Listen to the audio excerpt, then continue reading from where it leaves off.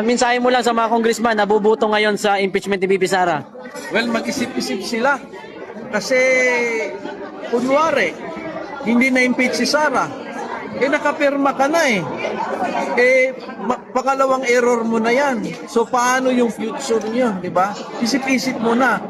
Kung alam nyong mali yung ginawa nyo, baguhin nyo na ngayon. Bakit uulitin nyo na naman yung maling desisyon na alam naman natin politika lang? Ngayon, pag ginawa nyo yan, ma-assure nyo ba na sa Senado, may impeach si BP Sara? Ngayon, so alam nyo ba na ang Supreme Court ay talagang hindi lalaban sa inyo, na lumaban ang Supreme Court ngayon dahil ginamit niyo yung konstitusyon?